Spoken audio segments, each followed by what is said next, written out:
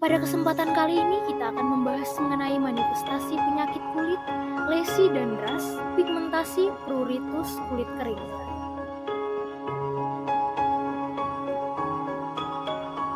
Baik, sebelum memasuki pembahasan, mari kita melihat terlebih dahulu latar belakangnya.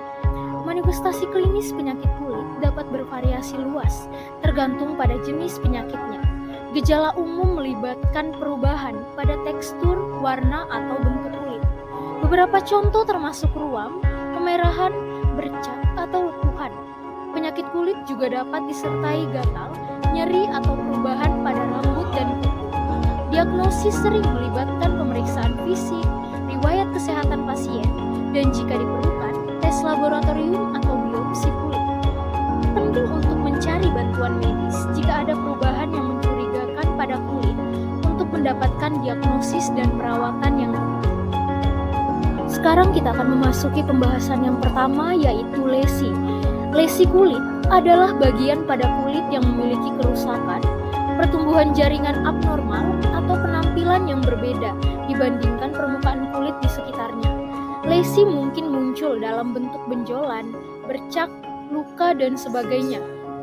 Gejala-gejalanya dapat kita lihat seperti bercak kulit yang berubah warna atau pigmentasi abnormal, kulit kering, luka terbuka, lesi atau borok. Kemudian kulit mengelupas, ruam yang mungkin disertai rasa gatal atau nyeri, benjolan berwarna merah, putih atau berisi nanah, dan yang terakhir kulit bersisik atau kasar. Tipe lesi dibedakan menjadi dua, yang pertama lesi kulit primer dan lesi kulit sekunder. Lesi kulit primer adalah kondisi kulit abnormal yang muncul saat lahir atau di kemudian hari, seiring bertambahnya usia. Manifestasi klinis pada lesi kulit primer ada lepuh, lesi kulit yang berisi cairan bening, kemudian makula, bintik-bintik kecil berwarna coklat, merah atau putih, nodul, pertumbuhan yang terjadi di bawah kulit seperti jenis kista tertentu. Lalu ada papula, lesi yang menonjol dan dapat berkembang. Kemudian pustula, lesi kecil berisi nanah. Ruam, lesi yang menutupi area pada kulit. Wells, lesi kulit yang disebabkan reaksi alergi. Kemudian tipe yang kedua ada lesi kulit sekunder, merupakan hasil dari perkembangan lesi kulit primer yang mengalami cedera, teriritasi, meradang, atau berubah bentuk. Manifestasi klinisnya kerak atau kromet. Darah kering terbentuk di atas lesi kulit yang tergores dan teriritasi. Kemudian sisik, di mana sel-sel kulit yang menumpuk dan mengelupas. Lalu ada bekas luka. Goresan atau luka dapat meninggalkan bekas yang tidak akan hilang. Kemudian atrofi kulit, di mana area kulit menjadi tipis dan keriput.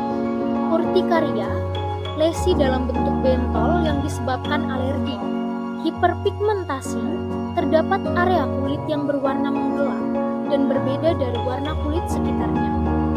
Hipopigmentasi, terdapat area kulit yang warnanya lebih putih daripada warna sekitarnya.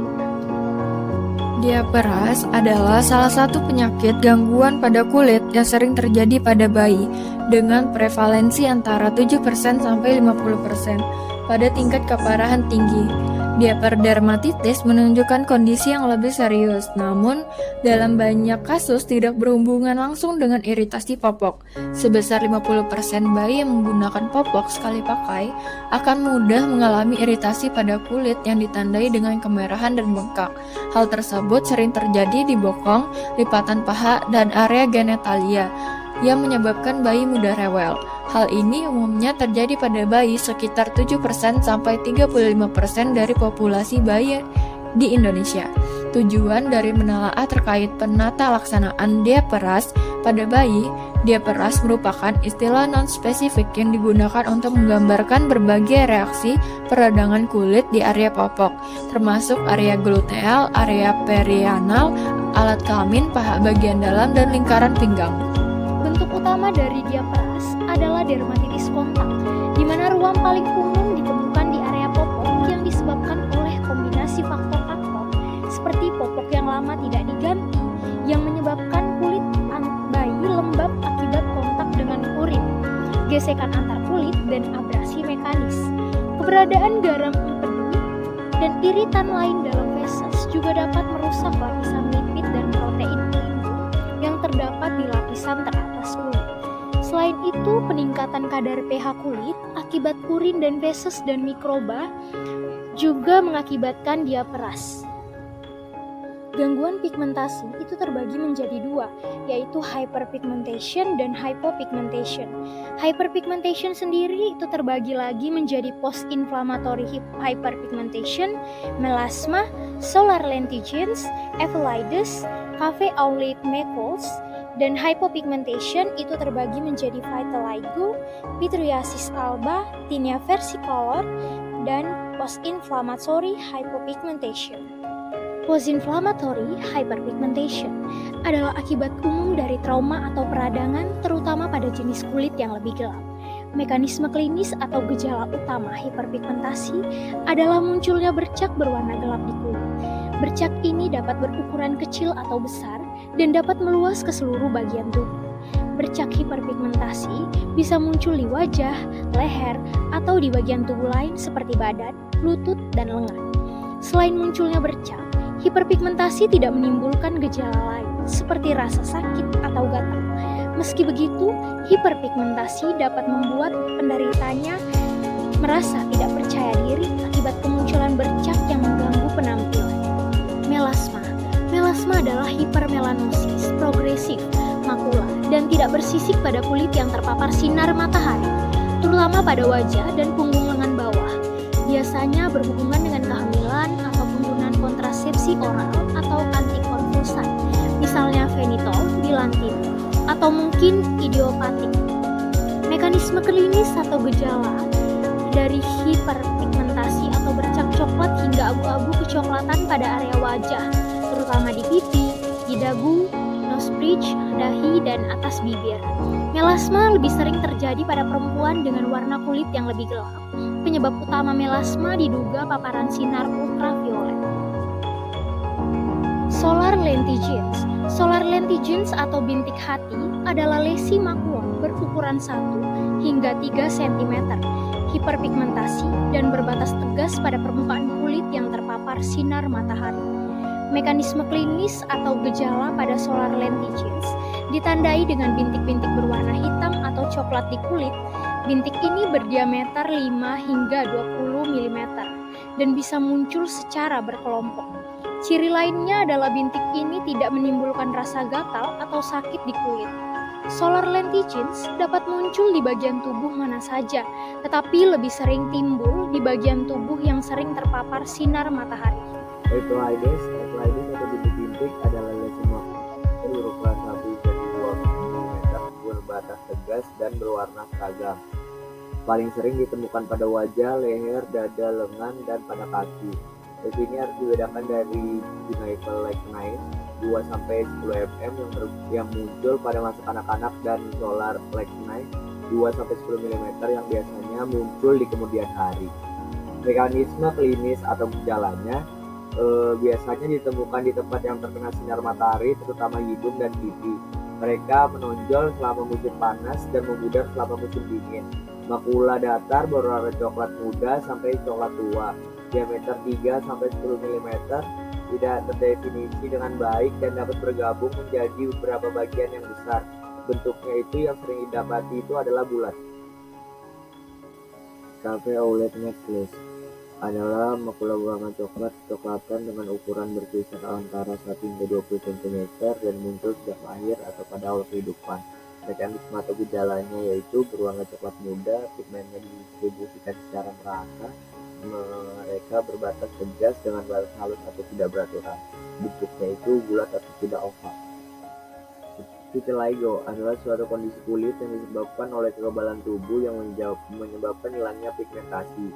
Kondisi ini mempengaruhi semua jenis kulit dan umumnya dianggap sebagai kondisi kosmetik, namun dapat menyebabkan tekanan psikologis yang signifikan, terutama pada pasien berkulit hitam sehingga memicu pemberian pengobatan.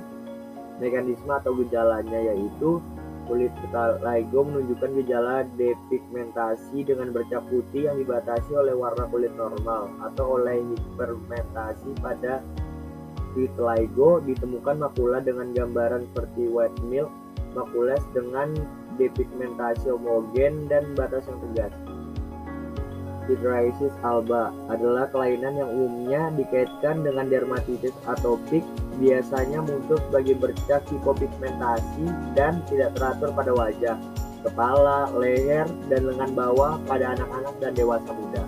Hal ini paling menonjol pada kulit tipe 3 hingga tipe 6. Mekanisme atau gejalanya yaitu plak berbentuk bulat, lonjong atau tidak beraturan yang berwarna merah, merah muda, atau warna kulit dan memiliki sisik pipi atau brainy halus dengan titik tidak jelas. Biasanya berdiameter 1-4 cm, paling umum jumlahnya berkisar antara 4 atau 5 hingga 20 atau lebih. Ditemukan di wajah, lengan atas, leher atau bahu. Kaki dan pada batang tubuh lebih jarang terkena. Pada sekitar setengah dari seluruh pasien, lesi terbatas pada wajah. Senia versicolor merupakan infeksi jamur superficial pada kulit yang disebabkan oleh Malassezia spp. Penyakit ini sering muncul sebagai plak hipopigmentasi atau merah muda dengan sisik halus di leher, dada, punggung, perut, dan ekstremitas proksimal. Mekanisme atau gejalanya yaitu berupa perubahan pigmentasi di mana ditemukan lesi makulopapular, hiperpigmentasi, hipopigmentasi atau eritema, disertai squama halus dan pruritus. Predileksi ini adalah di dada dan punggung, tetapi dapat pula mengenai lengan atas, leher, dan wajah. Post-inflammatory hypopigmentation adalah kelainan pigmentasi umum yang didapat dan lebih menonjol pada warna kulit, hingga menimbulkan implikasi kosmetik dan psikososial yang besar. Meskipun sebagian besar kasus post-inflammatory hypopigmentation sembuh secara spontan, seiring berjalannya waktu, pendekatan diagnosis sistematis dapat membantu mengidentifikasi etiologi yang mendasarnya dan mengonfirmasi strategi pengobatan. Adapun mekanisme dan gejalanya yaitu adalah tanda-tanda penyakit kulit inflamasi seperti dermatitis atopik, yaitu plak eritematosa dan eksim pada distribusi ekstentor atau fleksural yang akan terlihat pada awalnya. Setelah peradangan yang mendasarinya teratasi, terlihat makula hipopigmentasi multiple tidak berbatas tegas, bulat atau oval, dan bercak dengan skala halus. Hipopigmentasi lebih menonjol selama musim semi atau musim panas karena penggelapan kulit di sekitarnya. Pruritus atau rasa gatal adalah perasaan tidak menyenangkan yang menyebabkan keinginan untuk menggaruk yang secara negatif mempengaruhi aspek psikologis dan fisik dari kehidupan seseorang. Pruritus merupakan gejala yang paling umum untuk ditemukan pada penyakit kulit yang dapat bersifat ringan hingga tidak dapat ditoleransi. Manifestasi klinis atau gejalanya yaitu ekskoriasi atau bekas garukan, lichenifikasi area kulit yang menebal akibat gosokan berulang, dan ada juga prurigo nodularis atau lesi nodular atau kombinasi dari semuanya. Terkadang pasien gatal kronis seringkali datang dengan butterfly sign, suatu area hipopigmentasi yang sering terlihat di area punggung yang tidak terjangkau. Setelah itu ada kulit kering atau cirrhosis cutis, merupakan kondisi kulit yang mengalami kekurangan kandungan air di stratum corneum hingga di bawah 10%. Kulit kering merupakan masalah yang sering dijumpai namun sering diabaikan. Pada umumnya, kulit kering sering terjadi pada lansia atau individu atopik. Ada gejala utama kulit kering adalah gatal dengan lokasi predileksi di tungkai bawah bagian ekstensor dan pinggul, namun dapat juga di aksila, lipat wajah, lipat paha, dan kulit kepala. 10 klasifikasi kulit kering dibagi 3, yaitu derajat ringan, sedang, dan berat. Pada kulit kering, derajat ringan, tampak jala-jala halus berwarna merah muda dengan squama halus atau retak-retak. Pada kulit kering derajat sedang, kemerahan lebih nyata dan retak-retak menyerupai porselen retak.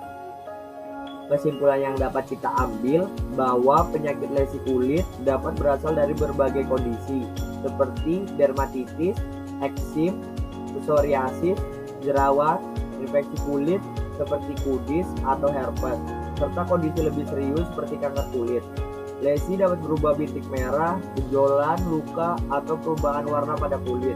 Untuk menemukan penyebab pastinya, penting untuk melakukan evaluasi medis oleh dokter yang bisa meliputi pemeriksaan fisik, riwayat medis, dan mungkin tes tambahan seperti biopsi jika diperlukan. Ras atau ruam kulit bisa disebabkan oleh banyak hal, termasuk alergi, infeksi virus atau bakteri, reaksi obat, kondisi kulit seperti eksim atau dermatitis, serta penyakit serius seperti campak atau rubella. Biasanya ruam ini dapat muncul sebagai bintik merah, benjolan, atau perubahan kulit lainnya.